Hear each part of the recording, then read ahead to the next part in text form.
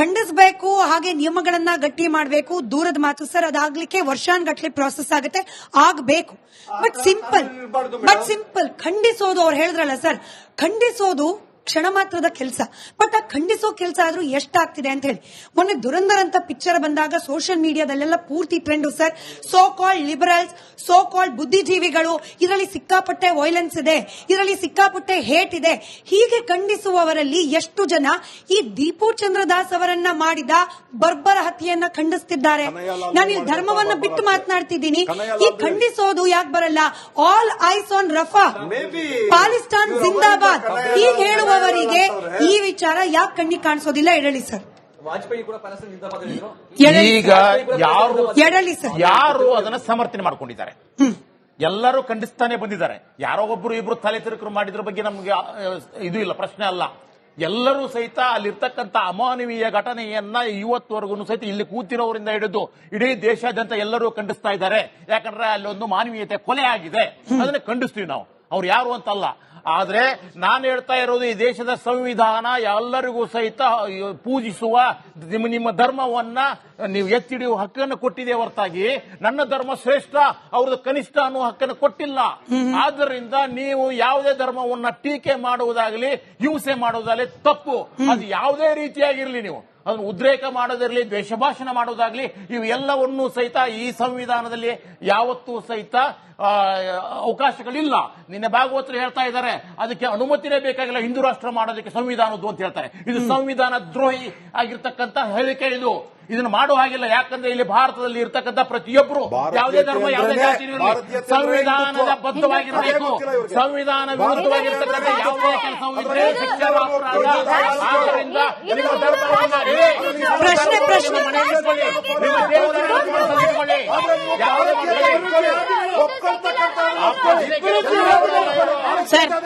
Sir, ಈಗ ನಮ್ಮ ಭಾರತ ಅಂತ ಸಂವಿಧಾನ ಬಹಳ ಗಟ್ಟಿಯಾಗಿ ನಾವು ನಂಬ್ತೀವಿ. ನೀವು ಬಿಜೆಪಿಯವರು ನಂಬ್ತೀರಾ ಅಲ್ವಾ ಸರ್? ಕಾನೂನನ್ನ ನಂಬ್ತೀರಾ ಅಲ್ವಾ ಸರ್? ಈಗ ಇಂದು ಒಂದ್ ನಿಮಿಷ ಸರ್, ಇಂದು ಪ್ರಧಾನಿಗಳೇ ಅಲ್ವಾ ಸರ್ ದೇಶನ ಆಳ್ತಾ ಇರೋದು? 100% ಹೌದಲ್ವಾ ಸರ್? ಒಪ್ಕೋತೀರಾ? ಅಖಂಡ ಭಾರತ ಮಾಡಬೇಕು ಅಂತ ನಾವೆಲ್ಲ ಹೇಳ್ತೀವಿ ಸರ್. ಒಂದ್ ಹೇಳ್ತೀನಿ, ದೇಶದಲ್ಲಿ ಇಷ್ಟು ಒಳ್ಳೆ ಸಂವಿಧಾನ ಇರಬೇಕಾದ್ರೆ, ಇಷ್ಟು ಒಳ್ಳೆ ಕಾನೂನುಗಳು ಇರಬೇಕಾದ್ರೆ, ದೇಶವನ್ನ ಇಂಥ ಮಹನೀಯರು ಆಳ್ತಾ ಇರಬೇಕಾದ್ರೆ, ಈ ಆಂತರಿಕ ಕಚ್ಚಾಟದ ಬೆಂಕಿಯನ್ನ ಹಚ್ಚುತ್ತಾ ಇರೋರು ಯಾರು ಸರ್? ಕಾನೂನು ಇದೆ. ಇವಾಗ ಬಾಂಬ್ ಹಾಕ್ತಾರ, ಅವನ್ನ ಜೈಲ್ಗಟ್ಟೋದು ಅಥವಾ ಅವನಿಗೆ ಶಿಕ್ಷೆ ಕೊಡಕ್ಕೆ ಕಾನೂನು ಇದೆ. ಅಥವಾ ನೀವ್ ಹೇಳ್ತಿರಲ್ಲ, ಈಗ ಈ ಸಮುದಾಯಗಳ ಧರ್ಮಗಳ ಮಧ್ಯೆ ದ್ವೇಷ ಬಿತ್ತವರಿಗೆ ಕಾನೂನುಗಳನ್ನ ಮಾಡಿದೀವಿ, ಕಾನೂನುಗಳು ಬಿಗಿ ಇದೆ. ಆದ್ರೆ ಆಂತರಿಕವಾಗಿ ಕಚ್ಚಾಟವನ್ನ ರಾಜಕೀಯಕ್ಕಾಗಿ ಬಳಸ್ಕೊಳ್ತಾ ಇದ್ದೀರಲ್ಲ ಸರ್, ಇದು ತಪ್ಪು ಅಂತ ನಿಮ್ಗೆ ಯಾವತ್ತಾದ್ರೂ ಅನ್ಸಿದ್ಯಾ? ಎದೆ ಮುಟ್ಟಿ ಹೇಳಿ ಸರ್. ಸತ್ಯವಾದ ಮಾತು ಹೇಳಿದ್ರಿ. ಅದಕ್ಕೋಸ್ಕರ ನಾನು ಹೇಳಿದ್ದು, ಯುಪಿಎ ಸರ್ಕಾರ ಇದ್ದಾಗ 8532 ಘಟನೆಗಳು ರಿಲಿಜಿಯಸ್ ರಿಲೇಟೆಡ್ ಆಯ್ತು. ಎನ್ಡಿಎ ಬಂದಾಗ 3320 ಇಟ್ಕೊಂಡ್ರು ಸಹ 3400 ಚಿಲ್ಲರೆ ಘಟನೆಗಳಾಗಿದೆ ಅಂತ ಅದಕ್ಕೆ ಹೇಳಿದ್ದು. ಕಾನೂನನ್ನ ಯಾವಾಗ ಬಿಗಿ ಮಾಡ್ತೇವೆ, ಕಾನೂನನ್ನ ಶಿಕ್ಷೆ ಕೊಡ್ತೇವೆ. ಯಾರು ಕೇವಲ ಅವ್ರ ಮನೆಗಳಲ್ಲಿ ಗನ್ಗಳನ್ನ ಇಟ್ಕೊಂಡು ಪಾಕಿಸ್ತಾನಿ ರಿಲೇಟೆಡ್ ಗನ್ಗಳನ್ನ ಇಟ್ಕೊಂಡಿದ್ರು, ಅವ್ರ ಮನೆಗೆ ಹೋಗ್ಬಿಟ್ಟು ಯಾವಾಗ JCB ಓಡಿಸಿ ಬುಲ್ಡೋಸರ್ ಬಿಟ್ರು, ಆವಾಗೆಲ್ಲ ಯುಪಿಯಿಂದ ಖಾಲಿ ಆಯ್ತು. ಯಾವಾಗ ನಾವು ಕಾನೂನನ್ನ ಬಳಸ್ಕೊಳ್ತೀವಿ ಆವಾಗ ಮಾತ್ರನೇ ದೇಶ ಉಳಿಯಕ್ಕಾಗೋದು. ಹಿಂದೂಗಳು ಅಲ್ಪಸಂಖ್ಯಾತರು ಅನ್ನೋ ಕಾರಣ ಬಾಂಗ್ಲಾದೇಶದಲ್ಲಿ ನಿಜವಾಗ್ಲೂ ಕೂಡ ಟಾರ್ಗೆಟ್ ಆಗ್ತಾ ಇದ್ರೆ ಅದಕ್ಕೆ ಭಾರತ ಸರ್ಕಾರವಾಗಿ ಏನ್ ಮಾಡಬೇಕು? ನೋಡಿ, ಅಲ್ಪಸಂಖ್ಯಾತರ ಹಿಂದೂಗಳಿಗೆ ಅಲ್ಲಿ ಖಂಡಿತವಾಗಿ ಯಾರು ಮೂಲಭೂತವಾದಿಗಳಿದ್ದಾರೆ ಅವರಿಂದ ತೊಂದರೆ ಆಗ್ತಾ ಇದೆ. ಅದು ಭಾರತದಲ್ಲೂ ಕೂಡ ಅಲ್ಪಸಂಖ್ಯಾತರಿಗೆ ಮೂಲಭೂತವಾದಿಗಳಿಂದ ತೊಂದರೆ ಆಗ್ತಾ ಇದೆ. ಅಮೆರಿಕದಲ್ಲೂ ಅಲ್ಪಸಂಖ್ಯಾತರಿಗೆ ಮೂಲಭೂತವಾದಿಗಳಿಂದ ತೊಂದರೆ ಆಗ್ತಾ ಇದೆ. ಅದಕ್ಕೆ ಆ ಸರ್ಕಾರಗಳು ಕಠಿಣ ಕಾನೂನುಗಳನ್ನು ಮಾಡಬೇಕು, ಡೆಮೊಕ್ರೆಟಿಕ್ ಸಿಸ್ಟಮ್ ಅಲ್ಲಿ ನಂಬಿಕೆ ಇಡಬೇಕು. ಆ ಕಠಿಣ ಕಾನೂನುಗಳನ್ನು ಮಾಡಿ ಯಾರು ಶಿಕ್ಷೆ ಈ ತರ ತೊಂದರೆ ಮಾಡ್ತಾರೆ ಅವರಿಗೆ ಮೂಲಭೂತವಾದಿಗಳಿಗೆ ಕಡಿವಾಣ ಹಾಕಬೇಕು. ಭಾರತದಲ್ಲೂ ಕಡಿವಾಣ ಹಾಕಬೇಕು. ಈಗ ಭಾರತದ ಹಿಂದೂಗಳು ಬಾಂಗ್ಲಾದೇಶದಲ್ಲಿ ತೊಂದರೆ ಅನುಭವಿಸ್ತಾ ಇದ್ದಾರೆ ಅಂದ್ರೆ ಕೇಂದ್ರ ಸರ್ಕಾರ ಖಂಡಿತವಾಗಿ ಆ ಸರ್ಕಾರ ಜೊತೆ ಚರ್ಚೆ ಮಾಡಬೇಕು, ತಮ್ಮ ಪ್ರೊಟೆಸ್ಟ್ ಅನ್ನ ಅಲ್ಲಿ ರಿಜಿಸ್ಟರ್ ಮಾಡಬೇಕು, ಅವರಿಗೆ ಎಲ್ಲಾ ಅಲ್ಪಸಂಖ್ಯಾತರಿಗೆ ರಕ್ಷಣೆ ಕೊಡಿ ಅಂತ ಹೇಳಿ ಒತ್ತಾಯ ಮಾಡಬೇಕು. ಅದಕ್ಕೆ ಇಡೀ ದೇಶ ಒಂದಾಗಿರುತ್ತದೆ. ಯಾಕಂದ್ರೆ ಎಲ್ಲಿನ ಅಲ್ಪಸಂಖ್ಯಾತರಾದ್ರೂ ಕೂಡ ಎಲ್ಲರೂ ಆ ದೇಶದ ಪ್ರಜೆಗಳಾಗಿದ್ದಾರೆ. ಆ ಪ್ರಜೆಗಳಿಗೆ ಈಕ್ವಲ್ ರೈಟ್ಸ್ ಇರುತ್ತೆ. ಆ ಈಕ್ವಲ್ ರೈಟ್ಸ್ ನ ಕಾಪಾಡೋದು ಆ ಸರ್ಕಾರಗಳ ಹೊಣೆಗಾರಿಕೆ. ಸರ್ ಹೇಳಿ ಸರ್, ಸೇಮ್ ಪ್ರಶ್ನೆ. ಸರ್ಕಾರ ಈಗ ಕಳೆದ 10 ವರ್ಷಗಳಿಂದ ಅಕ್ಕಪಕ್ಕ ಎಲ್ಲ ಶತ್ರು ರಾಷ್ಟ್ರಗಳನ್ನ ಮಾಡ್ಕೊಂಡು ಕೂತ್ಕೊಂಡ್ಬಿಟ್ಟಿದೀವಿ ನಾವು. ಎಲ್ಲರೂ ಸಹಿತ ಮೊದಲು ಈ ತರ ಇರ್ಲಿಲ್ಲ. ಬಾಂಗ್ಲಾ ಅನ್ನೋದು ನಮ್ಮ ಭಾರತದ ಮಿತ್ರ ರಾಷ್ಟ್ರ, ಅರ್ಥ ಆಯ್ತಾ? ಬಹಳ ಮಿತ್ರ ರಾಷ್ಟ್ರ, ಬಹಳ ಮೊದಲಿಂದ ಸಹ. ಯಾಕೆ ಬಾಂಗ್ಲಾ ಹುಟ್ಟಿಗೆ ಕಾರಣ ಆಗಿರ್ತಕ್ಕಂಥದ್ದೇ ಭಾರತ. ಸೊ ಇಂತಹ ಸಂದರ್ಭದಲ್ಲಿ ನಾವು ಹೇಟ್ರೆಸ್ಟ್ ಸ್ಪೀಚ್ಗಳನ್ನು ಮಾಡ್ತಾ ಧರ್ಮವನ್ನು ಒಡೆಯುವ ಕೆಲಸವನ್ನ ಮಾಡ್ತಾ ಅವಾಗ ಏನಾಗಿದೆ, ಅಲ್ಲಿರ್ತಕ್ಕಂಥವರು ಧರ್ಮಾಧಾರಿತವಾಗಿ ದ್ವೇಷವನ್ನ ಬೆಳೆಸಿಕೊಳ್ಳುವಂತ ಒಂದು ಪ್ರಯತ್ನವನ್ನು ಮಾಡಿದ್ದಾರೆ. ಇದನ್ನು ಮೊದಲು ಖಂಡಿತವಾಗಿ ಒಡೆದಾಕಬೇಕು. ಆದ್ದರಿಂದ ಈ ದೇಶ ಇದೆ ಅಲ್ವಾ, ಇದು ಹಿಂದೂ ದೇಶ ಅಲ್ಲ, ಮುಸ್ಲಿಂ ದೇಶ ಅಲ್ಲ, ಕ್ರಿಶ್ಚಿಯನ್ ದೇಶ ಅಲ್ಲ, ಇದು ಭಾರತ. ಇದು ಎಲ್ಲ ಸಮಗ್ರ ಭಾರತೀಯರು ಇರ್ತಕ್ಕಂಥ ದೇಶ. ಇದು ನಿಮ್ಮ ಧರ್ಮವನ್ನ, ನಿಮ್ಮ ದೇವರನ್ನ ನಮ್ಮ ಮನೆಯಲ್ಲಿ, ನಮ್ಮ ಮನಸ್ಸಲ್ಲಿ ಇಟ್ಕೊಳ್ಳೋಣ. ಆದ್ರೆ ಹೊರಗಡೆ ಬಂದ್ರೆ ಸಂವಿಧಾನಕ್ಕೆ ಬದ್ಧರಾಗಿರಿ. ಈ ಜನರು ಭಾರತೀಯರು. ನಾನು ಭಾರತೀಯ ಅಂತ ಹೇಳ್ತೀನಿ ಹೊರತಾಗಿ ಹೊರಗಡೆ ಹೋದಾಗ ನಾನು ಹಿಂದೂ ಅಂತ ಹೇಳೋದಿಲ್ಲ ನಾನು. ಸೊ ಆದ್ದರಿಂದ ಯಾವುದೇ ಕಾರಣಕ್ಕೂ ಸಹಿತ ನಿಮ್ಮ ದ್ವೇಷ ಭಾಷಣ ಬಿಟ್ಟು ಬಿಸಾಕಿ. ಇದು ಹಿಂದೂ ರಾಷ್ಟ್ರ ಆಗೋದಿಲ್ಲ, ಆ ಕೂಡುದು. ಇದು ಇಸ್ಲಾಂ ದೇಶ ಆಗೋದಿಲ್ಲ, ಆ ಕೂಡುದು. ಇದು ಭಾರತ ಆಗಬೇಕು, ಭಾರತವಾಗಿ ಇರಬೇಕು. ಅಶೋಕ್ ಗೌಡ್ ನೋಡಿ, ಭಾರತ ಅಶೋಕ್ ಗೌಡ್ರು ಹೇಳಿ. ಆಮೇಲೆ ಭಾರತ ಅನ್ನತಕ್ಕಂತಹದ್ದು ಏನಿದೆ, ಇದು ಐಡಿಯಾಲಜಿಕಲ್ ಬೇಸ್ಡ್ ಹುಟ್ಟಿದಂತಹ ದೇಶ. ಅಂದ್ರೆ ಈ ಜಂಬೂ ದ್ವೀಪ ಅನ್ನೋದೇನಿತ್ತು ಅದು ಅಷ್ಟೇ. ತದನಂತರದಲ್ಲಿ ಶಂಕರಾಚಾರ್ಯರು ಸ್ಥಾಪನೆ ಮಾಡಿದಂತಹ ಏನು ಬೌಂಡ್ರಿ ಇತ್ತು ಅದು ಅಷ್ಟೇನೆ ಐಡಿಯಾಲಜಿಕಲಿ ಬೇಸ್ಡ್. ಇದರಲ್ಲಿ ಯಾವತ್ತು ಭಾರತ ಅಂದ್ರೆ ಎಲ್ಲರೂ ಒಪ್ಕೊಳ್ತಕ್ಕಂತಹ ಮನೋಭಾವನೆ ಇದೆ, ವಸುದೇವ ಕುಟುಂಬಂ ಅಂತ ಮನೋಭಾವನೆ ಇದೆ, ಅದೇ ಭಾರತ, ಅದೇ ಭಾರತ ಐಡಿಯಾಲಜಿ, ಅದೇ ಭಾರತದ ಬುನಾದಿ. ನಾವು ಒಂದ್ ನಿಮಿಷ, ಅದಕ್ಕೆ ಪಾಪ ಬಾಬಾ ಸಾಹೇಬ್ರು ಏನ್ ಮಾಡ್ತಾರೆ ಅಂತ ಹೇಳಿದ್ರೆ, ಕಾನೂನು ಬರಿಬೇಕಾದ್ರೆ ಡೈರೆಕ್ಟಿವ್ ಪ್ರಿನ್ಸಿಪಲ್ಸ್ ಬರೀತಾರೆ. ಡೈರೆಕ್ಟಿವ್ ಪ್ರಿನ್ಸಿಪಲ್ಸ್ ಎಲ್ಲಿಂದ ಬಂತು ಅಂತ ಕೇಳ್ತಾರೆ, ಆಯ್ತಾ? ಚರ್ಚೆ ಆಗುತ್ತೆ. ಚರ್ಚೆ ಆದಾಗ ಪಾರ್ಲಿಮೆಂಟ್ ಅಲ್ಲೂ ಚರ್ಚೆ ಆಗಿದೆ. ಇದು ಅದನ್ನೇ ಕೋಟ್ ಮಾಡ್ತಾ ಇದ್ದೀನಿ. ಇದು ನಮ್ಮ ಸಂಸ್ಕೃತಿಯ ಮೂಲಭೂತವಾಗಿರ್ತಕ್ಕಂಥ ಪುಸ್ತಕದಿಂದ ತೆಗೆದುಕೊಂಡಿದ್ದೀನಿ ಅಂತ ಹೇಳ್ತಾರೆ. ಅಂದ್ರೆ ಅರ್ಥ ಏನು ಅಂದ್ರೆ ವೇದ, ಉಪನಿಷತ್ತು ಮತ್ತು ಪುರಾಣ ಮತ್ತು ಭಗವದ್ಗೀತೆಯಿಂದ ಅಂತ ಹೇಳ್ತಾರೆ ಬಾಬಾ ಸಾಹೇಬರು. ಅದನ್ನ ಕೋಟ್ ಮಾಡ್ತೀನಿ.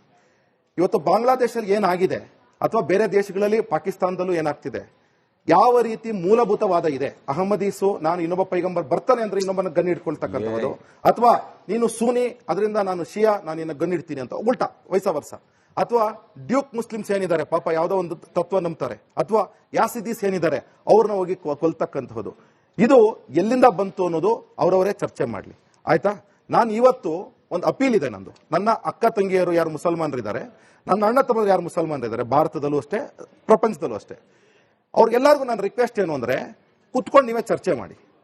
ಅದ್ರಲ್ಲಿ ಯಾವ ಹಿಂದೂನು ಕರಿಬೇಡಿ, ಯಾವ ಕ್ರಿಶ್ಚಿಯನ್ ಕರಿಬೇಡಿ.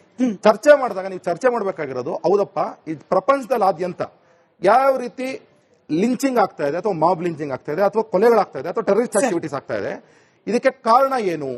ನಮ್ಮ ಧರ್ಮ ಗ್ರಂಥಗಳಲ್ಲಿ ಇದೆ ಅಂತ ಜನ ಕೋಟ್ ಮಾಡ್ತಿದಾರಲ್ಲ, ಅದು ಸತ್ಯನ ಸುಳ್ಳ? ಅದನ್ನ ನಾವು ಸರಿ ಮಾಡ್ಕೊಳ್ಳೋದು ಹೇಗೆ? ಮಾನವೀಯತೆ ಧರ್ಮಕ್ಕೆ ನಾವು ಹೇಗೆ ಹೋಗ್ಬೇಕು? ಯಾಕಂದ್ರೆ ಇರ್ತಕ್ಕಂತಹದ್ದು ಸತ್ಯ ಅಂತ ಹೇಳಿ ಕೆಲವರು ಹೇಳ್ತಿದ್ದಾರೆ. ಅದನ್ನ ನೀವೇ ಚರ್ಚೆ ಮಾಡಿ. ಅದನ್ನ ಭಾರತಕ್ಕೆ ಅಲ್ಲ, ಇಡೀ ಪ್ರಪಂಚಕ್ಕೆ ಸ್ಪ್ರೆಡ್ ಮಾಡಿ. ಯಾಕೆಂದ್ರೆ ಪ್ರಪಂಚ ಉಳಿಬೇಕು ಅಂತ ಹೇಳಿದ್ರೆ ಮಾನವೀಯತೆ ಉಳಿಬೇಕು. ಮಾನವೀಯತೆ ಉಳಿಬೇಕು ಅಂತ ಹೇಳಿದ್ರೆ ಎಲ್ಲರೂ ಸಹ ಮಾನವೀಯತೆಯಿಂದ ಯೋಚನೆ ಮಾಡಬೇಕು. ಯಾವುದೋ ಧರ್ಮಕ್ಕೆ ಗ್ರಂಥಕ್ಕೆ ಇಟ್ಕೊಂಬಾರ್ದು ನಾವು, ಅದು ಸತ್ಯ. ಅದು ಸರಿ. ಭವ್ಯ ಅವರು ಮಣಿಪುರ್ ಘಟನೆ ಹೇಳಿದ್ರು, ಉತ್ತರ ಕೊಡ್ಲಿಲ್ಲ ಅಂತ ಅವಾಗ್ಲಿಂದ ನನ್ನನ್ನೇ ನೋಡ್ತಾ ಇದ್ದಾರೆ. ಮಣಿಪುರ ಜೊತೆಗೆ ಕೇರಳ ಸ್ಟೋರಿ ಸಿನಿಮಾ ನೀವು ನೋಡಿದೀರಾ ಅನ್ಕೊಳ್ತೀನಿ. ಅದ್ರ ಜೊತೆಗೆ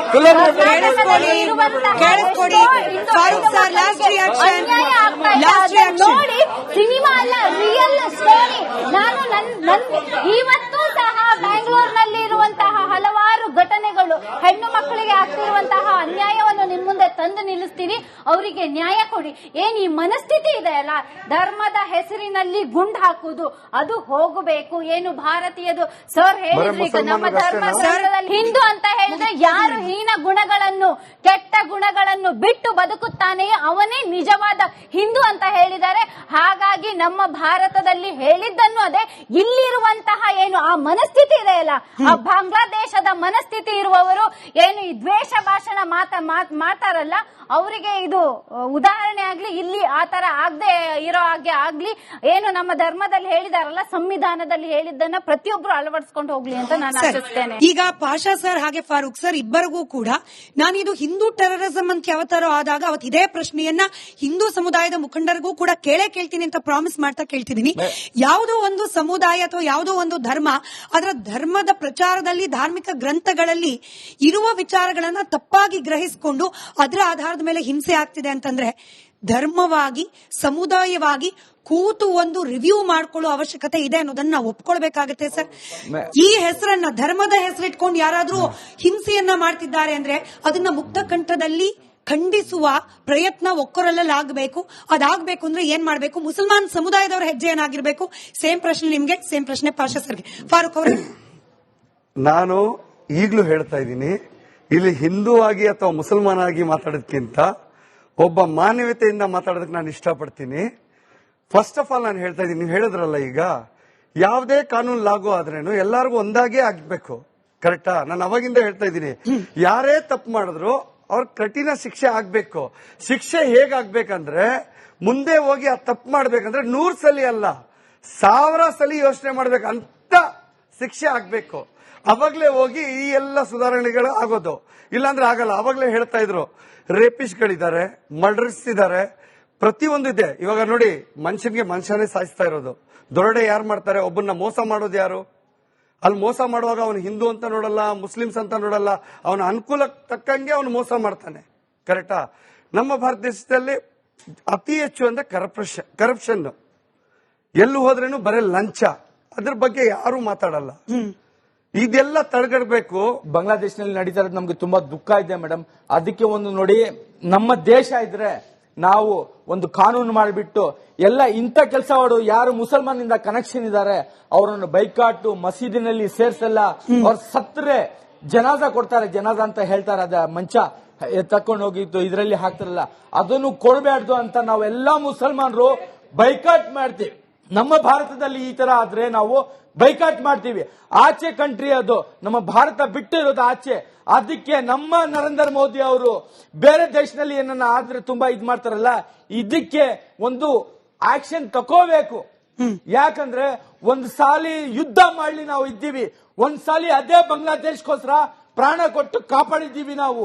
ಈ ಸಾಲಿ ಯುದ್ಧ ಮಾಡ್ಲಿ, ಫಸ್ಟ್ ಮುಸಲ್ಮಾನ್ ಇರ್ತಾರೆ, ಯಾರನ್ನಾಗ್ಲಿ ಅಲ್ಪಸಂಖ್ಯಾತ ಮೇಲೆ ದೌರ್ಜನ್ಯ ಮಾಡಿದ್ರೆ ನಾವು ಫಸ್ಟ್ ಆಗಿ ನಾವು ಇನ್ಸಾನಿಯತ್ ಕಾಪಾಡಕ್ಕೋಸ್ಕರ ನಾವು ನಮ್ಮ ಪ್ರಾಣನೂ ಕೊಡ್ತೀವಿ. ಮುಸಲ್ಮಾನರು ಧರ್ಮದ ಹೆಸರಲ್ಲಿ ಆಗ್ತಾ ಇರುವ ಹತ್ಯೆಗಳು, ಅದು ಯಾವುದೇ ಧರ್ಮದ ಹೆಸರಲ್ಲಿ ಆದ್ರೂ ಕೂಡ ಅದನ್ನ ಖಂಡಿಸಬೇಕು ಅಂದ್ರೂ ಕೂಡ ಜಾಗತಿಕ ಮಟ್ಟದಲ್ಲಿ ಈ ರ್ಯಾಡಿಕಲಿಸಂ ಅನ್ನೋದರ ವಿರುದ್ಧವಾಗಿ ಗಟ್ಟಿ ಧ್ವನಿ ಮೂಡಲೇಬೇಕು. ಹಾಗೆ ಇದು ನೆರೆಹೊರೆಯ ರಾಷ್ಟ್ರದಲ್ಲಿ ಆಗ್ತಿರೋ ವಿಚಾರ ಆಗಿರೋದ್ರಿಂದ ಕೇಂದ್ರ ಸರ್ಕಾರ ಕೂಡ, ನರೇಂದ್ರ ಮೋದಿ ಅವರ ನೇತೃತ್ವದ ಕೇಂದ್ರ ಸರ್ಕಾರ ನೆರೆಯ ಬಾಂಗ್ಲಾದೇಶದಲ್ಲಿ ಅಲ್ಪಸಂಖ್ಯಾತರಾಗಿ ಅನುಭವಿಸ್ತಾ ಇರುವ ಹಿಂದೂಗಳ ಹಿತರಕ್ಷಣೆಗೆ ಒಂದು ಸರ್ಕಾರವಾಗಿ ಏನ್ ಕ್ರಮ ಕೈಗೊಳ್ಳಬೇಕು ಅದನ್ನ ತಗೊಳ್ಬೇಕು ಅನ್ನೋದು ಕೂಡ ಈ ಚರ್ಚೆಯ ಮೂಲಕ ವ್ಯಕ್ತವಾಗಿರುವ ಅಭಿಪ್ರಾಯ. ಈ ಅಭಿಪ್ರಾಯಗಳಿಗೆ ಜಾಗತಿಕ ಮಟ್ಟದಲ್ಲೂ ಕೂಡ ಮನ್ನಣೆ ಸಿಗಲಿ. ಯಾವುದೇ ಧರ್ಮದವರು ಯಾವುದೇ ದೇಶದಲ್ಲಿ ಅಲ್ಪಸಂಖ್ಯಾತರಾಗಿರೋ ಕಾರಣಕ್ಕೆ ದೌರ್ಜನ್ಯವನ್ನ ಅನುಭವಿಸ್ತಾ ಇದ್ರೆ ಅಂಥದ್ದೊಂದು ಪರಿಸ್ಥಿತಿ ವ್ಯವಸ್ಥೆಯ ವಿರುದ್ಧ ಗಟ್ಟಿ ಧ್ವನಿಯಲ್ಲಿ ನಾವೆಲ್ಲರೂ ಕೂಡ ಖಂಡಿಸೋಣ ಅಂತ ಹೇಳ್ತಾ ಧನ್ಯವಾದ ಎಲ್ರಿಗೂ ಚರ್ಚೆಯಲ್ಲಿ ಭಾಗಿಯಾಗಿದ್ದಕ್ಕೆ. ನೋಡ್ತಾ ಇರಿ ರಿಪಬ್ಲಿಕ್ ಕನ್ನಡ, ಇದು ನಿಮ್ಮ ಧ್ವನಿ.